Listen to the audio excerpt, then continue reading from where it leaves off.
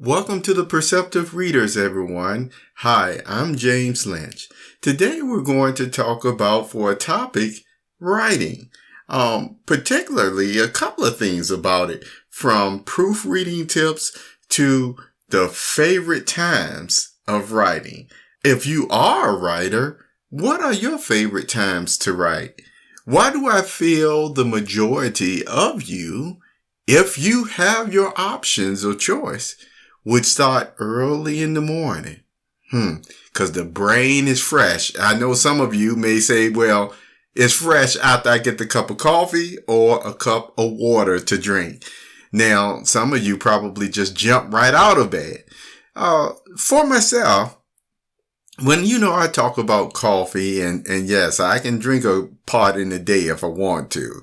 And as I said, I enjoy coffee.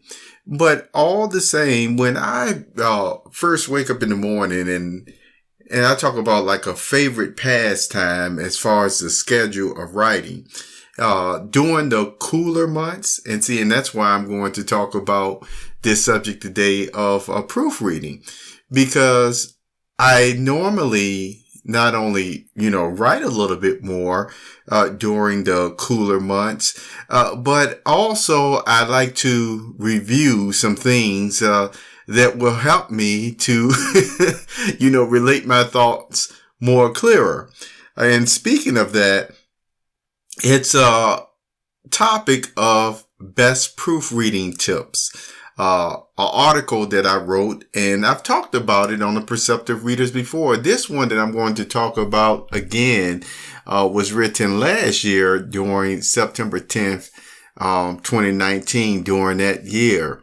And I find out of the many conversations or writings that, I've done over the years about it, this one right here really has everything to jar my memory and things of that nature of best practices that I do for myself. And as I always mention, I get out this habit from, time to time. Really, I get out of it a lot. It's something about just writing short blurts all the time. But let me tell you, when it comes to really, wanting to write a thorough and concise article or journal entry, something that you want somebody to be able to take and not only gain value from it, because as you know, people can gain value from different styles of writing, but let's say they actually wanted to be able to still build upon that information and relate it almost in a legal sense, so to speak. Then that's when you want to use these best practices. Oh my goodness. Sometimes they said as in passing, which I've talked to ones in the past, people would say, hey, if it's a blog post, hey, it don't really matter. I might do that on the, the first go round or what have you. But when it comes to their books, they're nothing like that at all. They're very meticulous, line by line, sentence by sentence, letter by letter, practically. And that's one thing that I will continue to, mention to you. Have you ever heard the statement that there's no such thing as a perfect writer? Just real good proofreaders, you see. So, with that being said, that was the reason for this article. I'm going to share another tip with you that one person, I've known for some years. And boy, he's really, really good at it. He does something that a lot of people would say, no, I don't do it. I don't get my, I just like to get my thoughts out first, which no one is saying anything is wrong with that.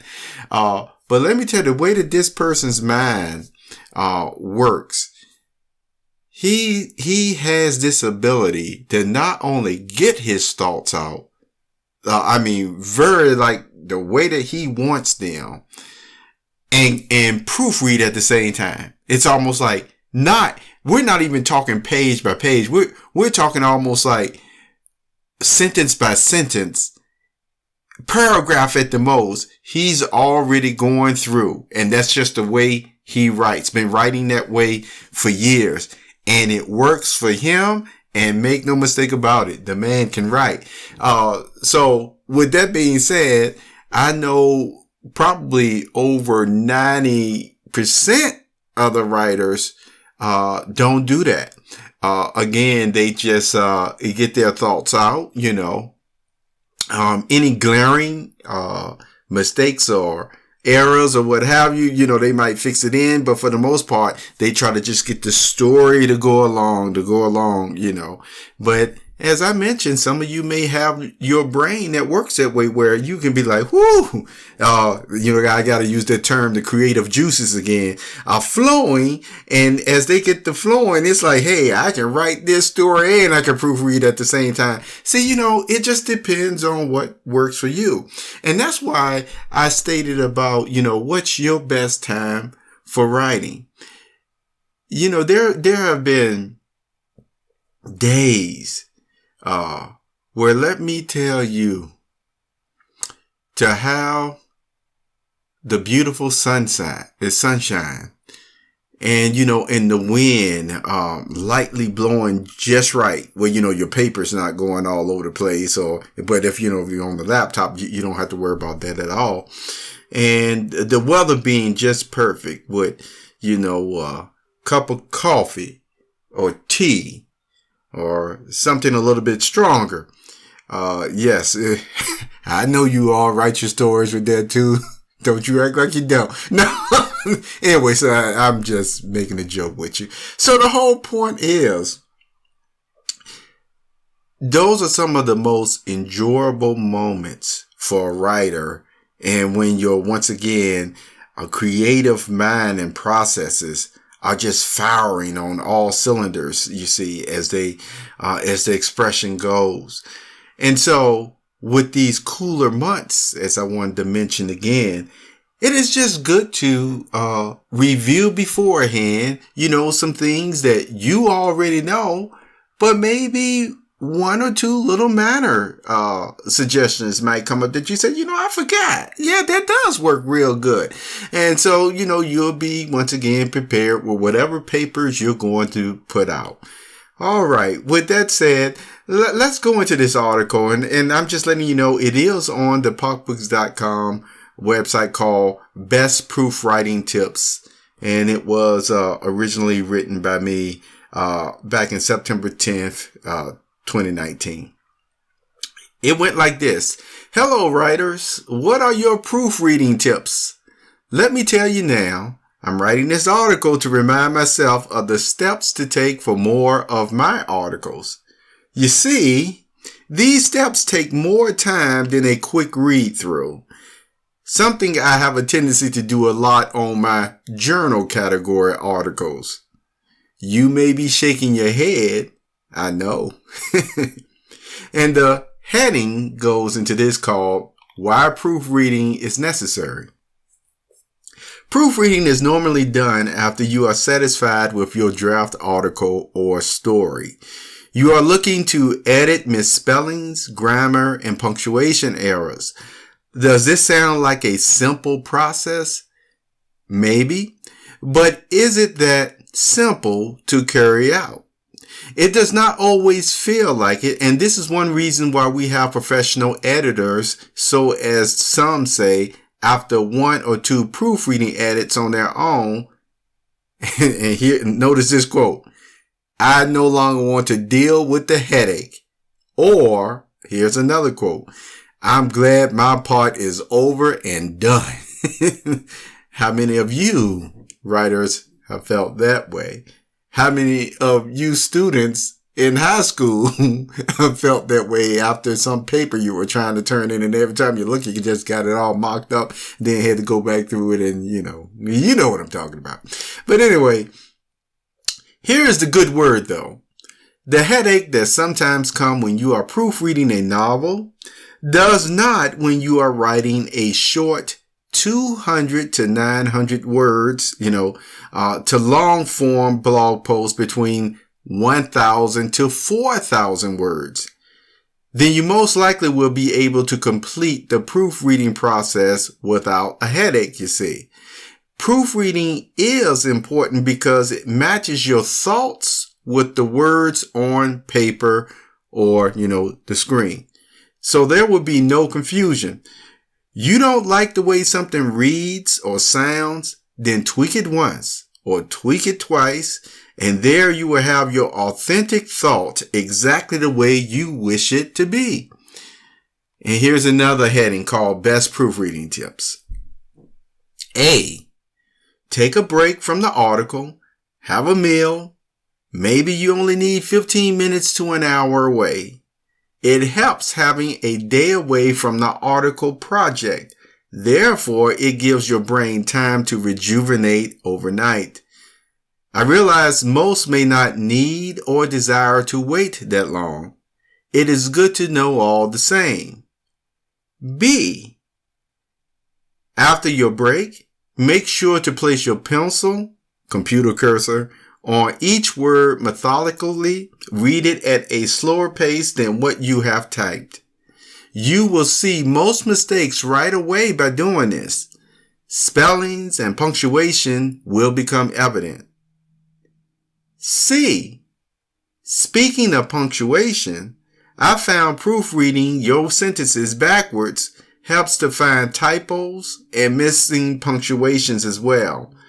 Be aware this can bring a strain for some, but I want you to know it is one of your options just the same.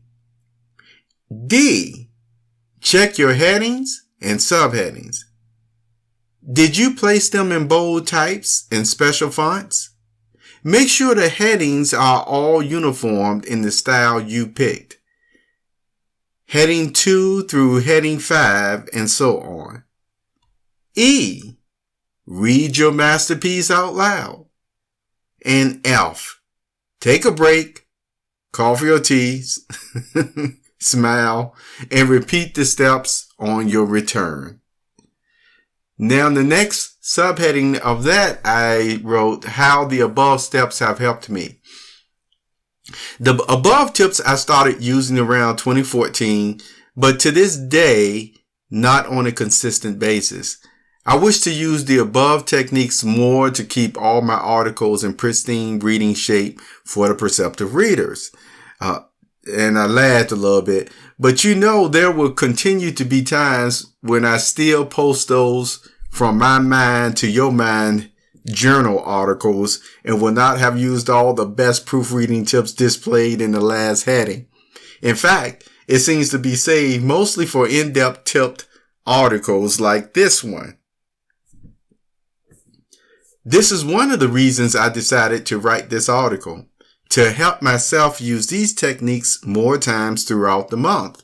Hence, when you see this article featured on my Minds page, that's minds.com, quite a bit, it is to remind me to implement these tips more even on my shorter articles and sidebar statements and news, something I can always work on each week, if not every day. With the above stated, please feel free to tell me in the contact form on the home page. Well, it's no longer on the home page, but I do have the Pop Books Coffee Lounge area. If you look in the drop down menu, you'll see it. And that's the only place that I keep the comments section open all the time. I don't close it. I won't close it because it's for anybody who has a question or a conversation they want to get started. I mean, long as you're professional about it or what have you, you can talk about, or ask, practically a lot of, deep, subjects. Let me use the, expression gray area subject. Yes, that was loaded there.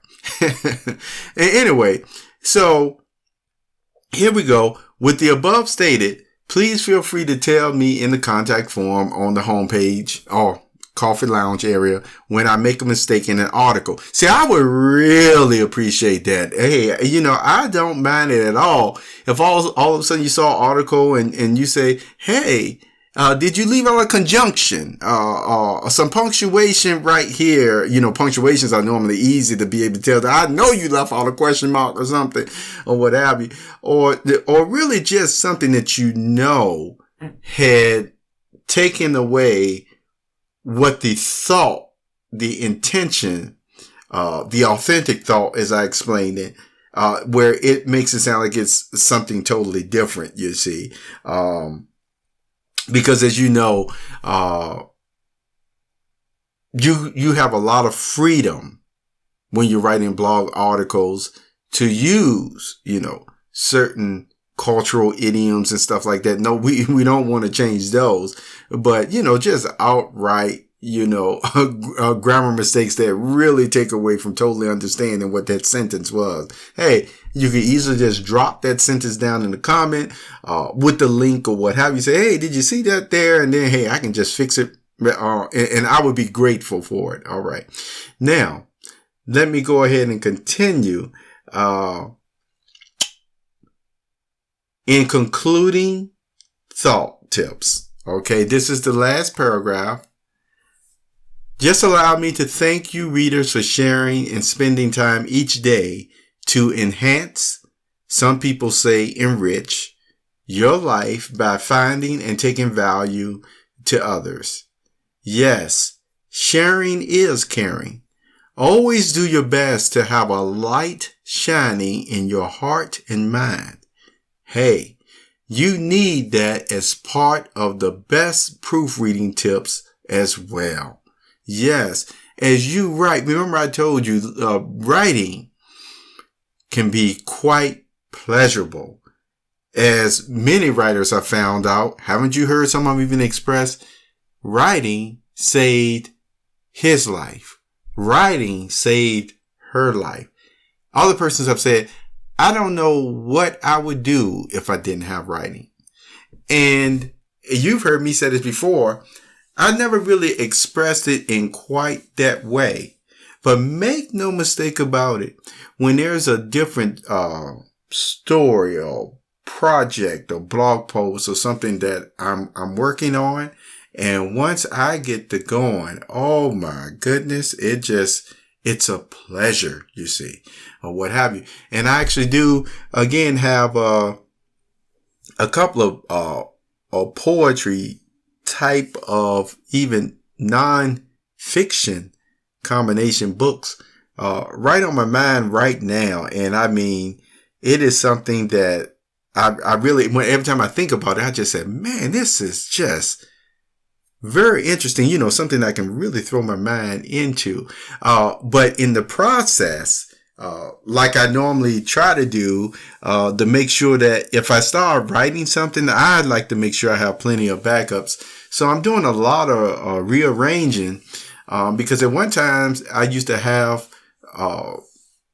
my, documents and everything just kind of all over the place on, even 6 or 7 different types of drives and stuff. And oh my goodness, I thought I had them categorized, and I know this is a side thought, but yet you start finding that, okay, I got a table of contents list or index list of things for this drive, and then over that drive, and then it's something because, once things go into the archive process, sometimes you even throw that list or table of contents with that drive.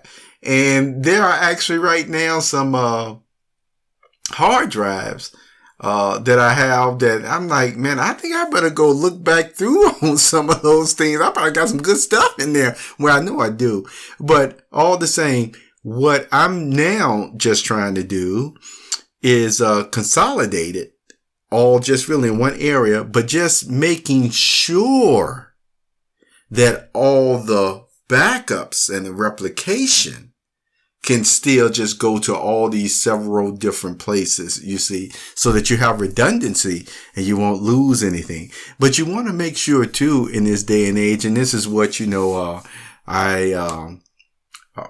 we'll be reading up on even more again is the type of security again, because the internet and the processes, the CPUs and stuff of everything now, especially with the Internet of Things.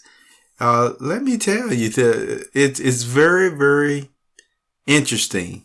The type of access sometimes, persons can get that really, you wonder how in the world they got it or what have you. And so I'm just letting you know that as a writer, as you're writing your masterpieces and things of that nature, you may not always be able to keep everything so confidential like you desire. But I tell you what, if you still have enough redundancy in your backups, where things are going here and there, or what have you, and you have, several copies working that way, then you can always prove something that, this is still my work. This is my work, you see. And you got it in all these different areas. So that's another tip I'll just share with you. And so with that being said, I want to emphasize again, always do your best to have a light shining in your heart and mind. And I will encourage you again and thank you again as well for listening to the Perceptive Readers podcast and sharing it with new people every day, whether it's on your coffee break or lunch break, as you pull up this podcast and say, hey, have you heard this podcast? It's called the Perceptive Readers. Or, you could always, you might not have my card on you or what have you, but maybe you could just write it on a napkin or something and just say, go look this one up and give it to them. Or give it to her. Okay? So thank you as always. And I just want you to have a very pleasant day, afternoon, meals, cocktail, happy hour. Hey, wonderful night's rest. You take good care of yourself. Goodbye.